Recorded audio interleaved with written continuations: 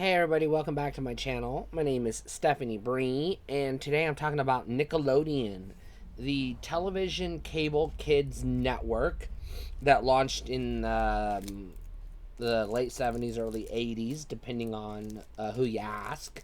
Originally as the Pinwheel Network, and then later as Nickelodeon. Eventually got taken over by Viacom, the assholes who owned MTV at the time. Well, they still do. And yeah, Nickelodeon was a kids network. I say was, it's not past tense, as in it's not there anymore. It's just, I stopped watching it when I grew up. But Nickelodeon was very popular in my youth.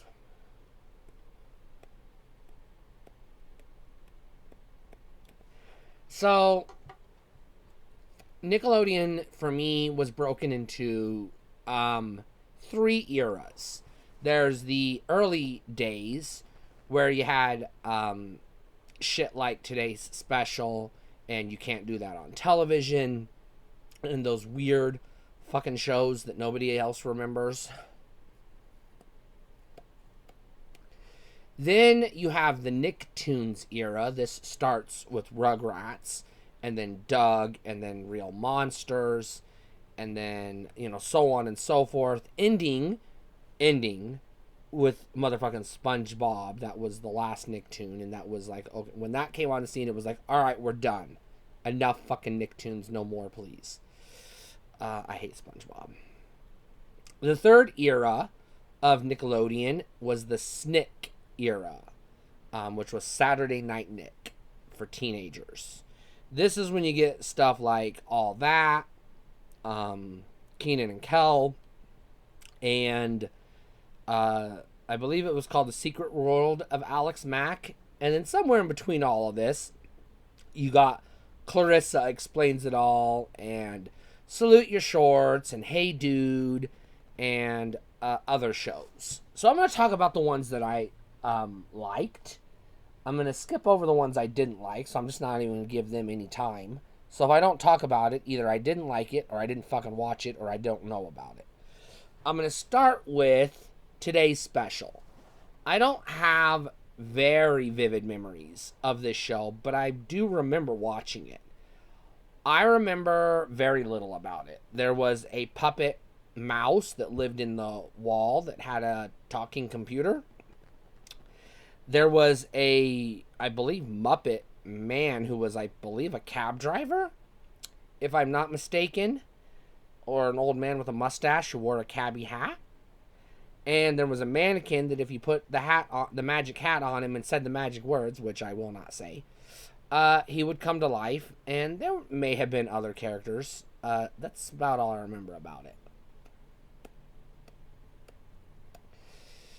From You Can't Do That on Television, which is another show I do remember pretty vividly, more so than Today's Special. What I remember about You Can't Do That on Television is it was a sketch comedy show starring kids for the most part. There were a couple adults on the show, but they were like secondary characters. They weren't the focus of the skits. And the main thing I remember is there was one skit where you had a kid that was tied to a pole that was about to be executed by firing squad, and he always tricked the executioner to stand in front of the gun and get killed himself. The other skit I remember is they used to pop out of their what are they called, lockers, and then just tell one-liners, just little one-off jokes. And then the other skit, it's not so much a skit, but the other thing I remember is if any character ever said the words "I don't know," they got a bucket of green slime poured on their head. This component carried over to the greater Nickelodeon network as a whole.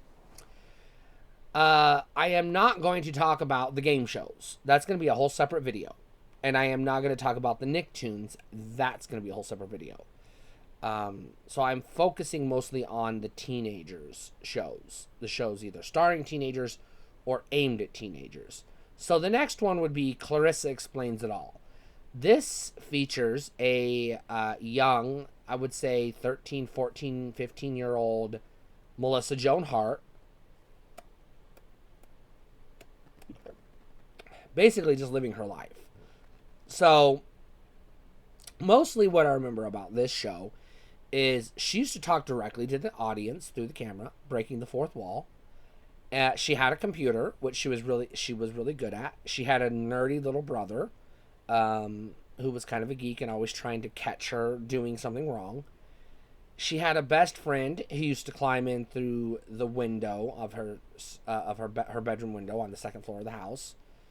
She had really dorky parents. I believe the dad was the bigger dork, but I think the mom was kind of a dork too, from what I remember.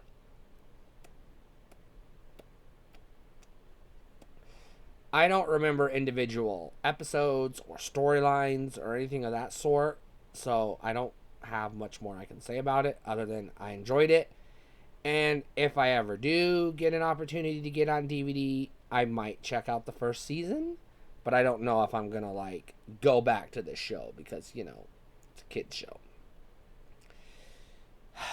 Next up, we have the successor to You Can't Do That on Television, which was known as All That. This was another sketch comedy show, but done in the 90s with a little more pizzazz, a bigger budget. Some of actors and comedians who would go on to be successful outside of Nickelodeon. Somewhat varying degrees of successful.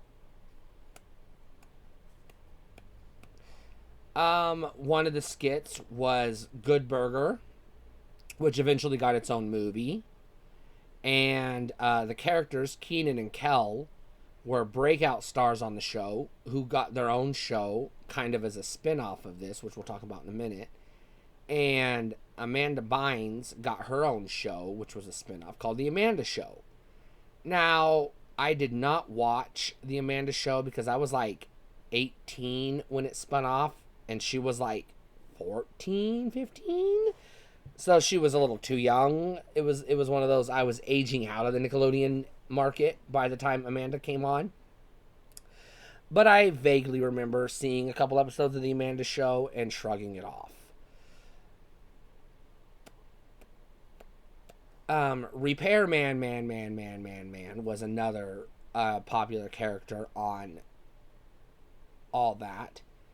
And I remember one skit where they were making fun of Ross Perot, which when I was a kid, I didn't know who the fuck Ross Perot was or why he was supposed to be funny. I just thought it was a goofy old man with big old ears. So it was funny, I guess. But I didn't understand the reference. I don't really remember anything else about All That. So I did talk about Salute Your Shorts and Hey Dude. So those were two shows I did watch. Hey Dude didn't last very long, and I'm going to be frank, I don't remember anything about it, so I can't talk about it. Now, Salute Your Shorts, I'll put an asterisk on. Because, so I did watch a lot of Salute Your Shorts. And I found it funny at the time. I am not, especially as of today, a big fan of comedy. I don't find a lot of things funny, but I did find Salute Your Shorts to be funny back in the day.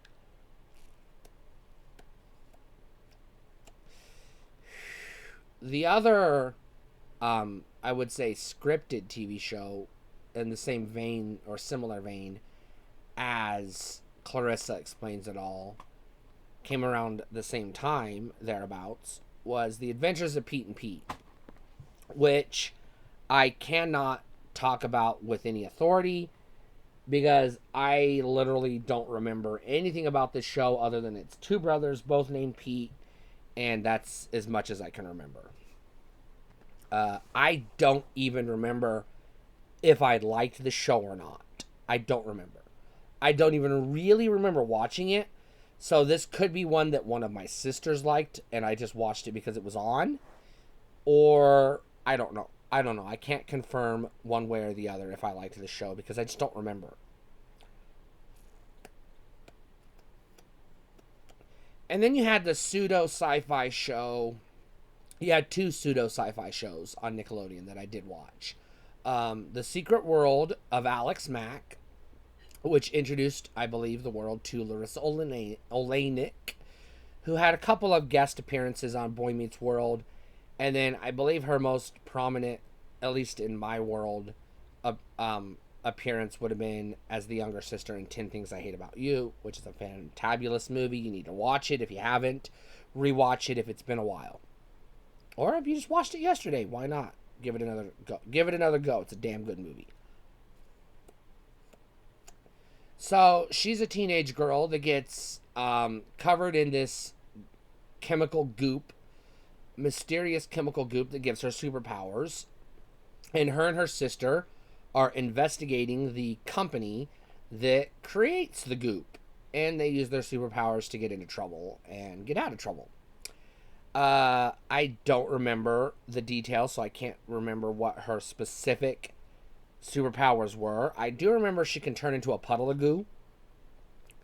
And I believe she could levitate things with her mind. I think. But don't quote me on that. I don't remember what other powers she had.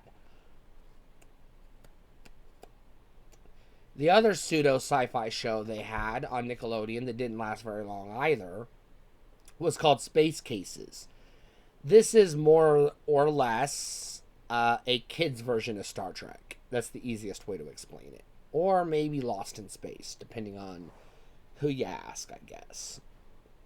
And I don't remember the details of this show either, because we're talking 30-something years ago. Okay? Nothing that I have on DVD or have seen since then.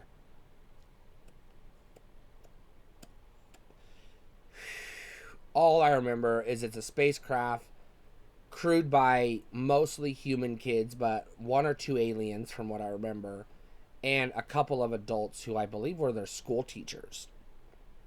And they're lost trying to find their way back home. That's pretty much all I remember. I don't think it got more than 1 or 2 seasons. I don't think it did last very long. And then there's the aforementioned Kenan and Kel, which was not a sketch comedy show like the show All That it spun off from, but was actually a scripted show, kind of, sort of, like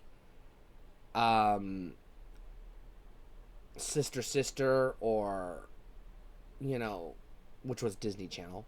You had the two characters who were best friends instead of twins, Kenan and Kel, obviously. And it was just high school. Hijinks, I guess, kind of like a Nickelodeon version of Boy Meets World, in a way.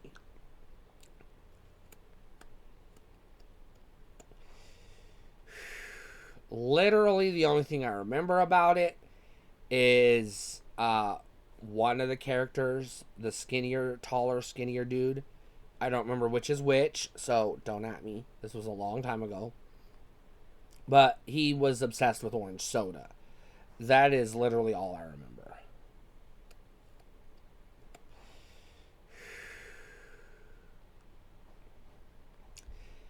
And based on what I'm telling you here, it should be pretty obvious. I was not a tremendous fan of Nickelodeon. I watched it because we didn't have a lot of channels to watch, and there wasn't much else on to watch. I was more into things like Mighty Morphin Power Rangers, Teenage Mutant Ninja Turtles, Superhuman Samurai Cyber Squad, shows like that. And also, the TGIF shows were more my thing. Friends, and other sitcoms of the 90s. Home Improvement, Roseanne, things like that. Shows we sat down and watched as a family. Those were the shows I mostly remember. Nickelodeon would not have been a show a network at all. Nothing on Nickelodeon would have been the types of shows my parents would watch with us. We had a TV in the living room. We had a TV in my sisters had their own TV, and they had a couch in their bedroom, and then I had my own TV in my bedroom.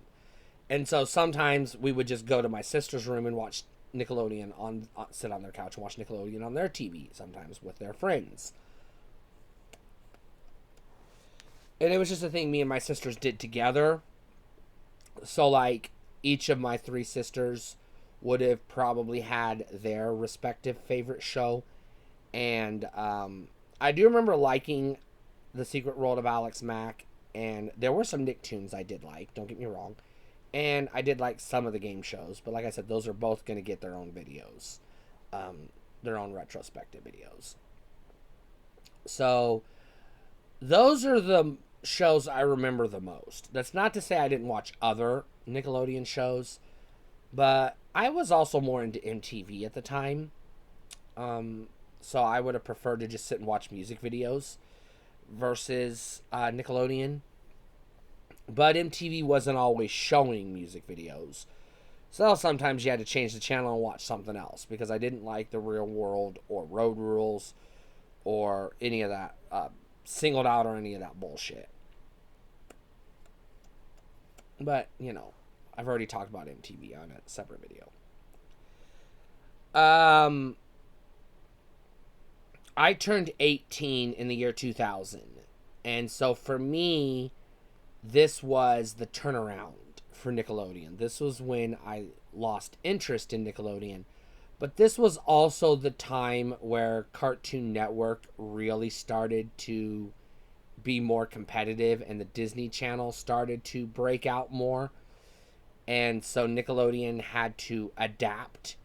And in my estimation, I think Nickelodeon shifted to be more like Disney and less its own brand of unique children's programming.